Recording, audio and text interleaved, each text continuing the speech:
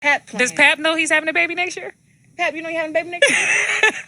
He said absolutely. Well, it's funny you ask that because he asked me to have a baby. Okay. I He's don't have ready. no kids. Okay. So it's like, when he asked me, we supposed to have a baby this year. Okay. But I told him I got a few more girls' ass I want to kick. So we compromised with let me box this year, and then next year I can have my first kid and give him a kid. I'm having a baby next year. Okay. So here's the thing about Claressa and Papoose that I think Claressa doesn't really get where people are coming from with the criticism and the critique of the situation. And unfortunately, when you put your personal business out there, you open yourself up to the criticism and critique. There's a lot of things that need to happen before you just willy-nilly start having a baby with this man. Number one, where is the divorce? Where is the divorce? I mean, like, I get that he and Remy are not living as a married couple anymore, and that's fine. Like, whatever. I don't think anybody is actually wanting them to get back together anymore at this point. But where is the divorce?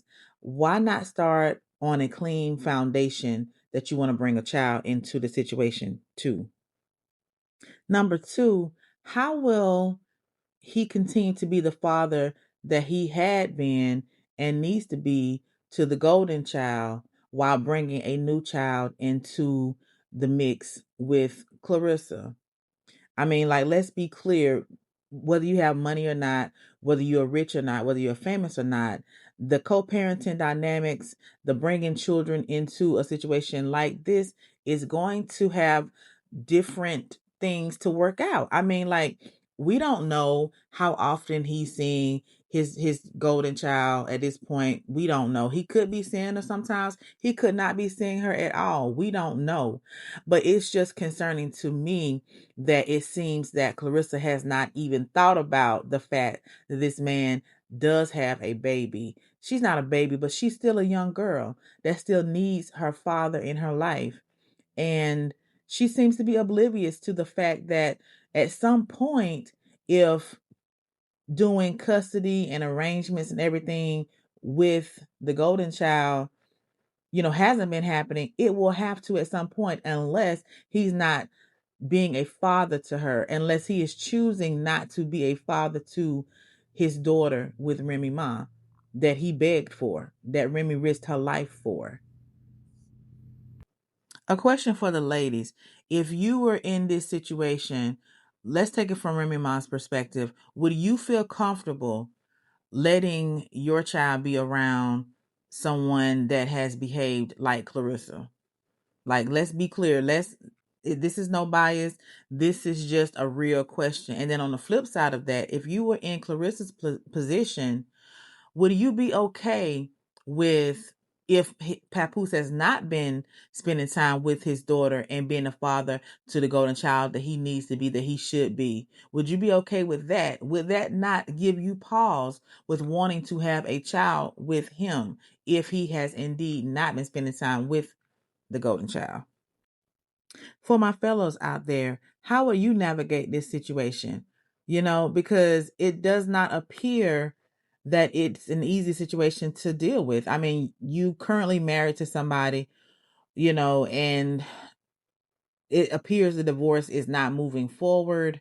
You have a child with this person who is still a young child that needs you, but then you have this very contentious tension between who you currently married to and who you're choosing to be in a relationship with. How do you bridge that? Because no matter what, there has to be some sort of arrangement, unless you're choosing not to be a father to your child because you're trying to be the boyfriend of a woman. Let's get real about the situation, y'all, because she's talking about having a baby, and she's been vocal about it more so than Papoose. Okay. And that speaks volumes to a lot of us, right? It's giving Claressa either needs to stop talking about this subject, or Papoose need to speak up more about it on his own, right? It's kind of like we're being told by Claressa what he tells her in private, but we're not seeing him exhibit the actions of a man who is in love with her, wants to have a life with her, wants to move forward with her and have a baby with her. That is the critique. That is the concern I think that people have, that she seems to be missing. And nobody is a mind reader, right? Like nobody knows what happens behind closed doors and what is being said and done as far as like what we don't see. But what we do see is off body language more often than not when it comes to Papoose, especially at the BET Awards. It just looked like he never even touched her, really. It's like she was hanging on to him the entire time. It didn't seem like he really looked at her a lot. And then we see, you know, when they were walking down the aisle toward their seats upon arrival at the awards, it's just giving uncomfortable. It's giving that one party is trying harder than the other. It's giving, you know, opposite of what I feel Claressa wants people to believe.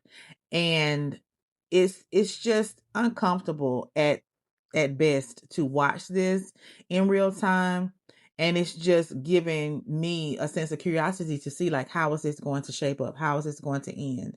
Because we see in a previous relationship, he was begging for a child and was very vocal about having another baby. And in this, you know, situation, it's not the same. But you guys tell me what you think. You know what I'm saying? I mean, like, nobody is rooting for her downfall, I believe. Like, we're just looking at it in real time. And for me, to me, it is a cautionary tale of when somebody wants something so bad that they are choosing to overlook some obvious things and deciding not to just thoroughly think through the choices that she is making. Y'all like, comment, subscribe, share. Let me know your thoughts, and I'll see you in the next video.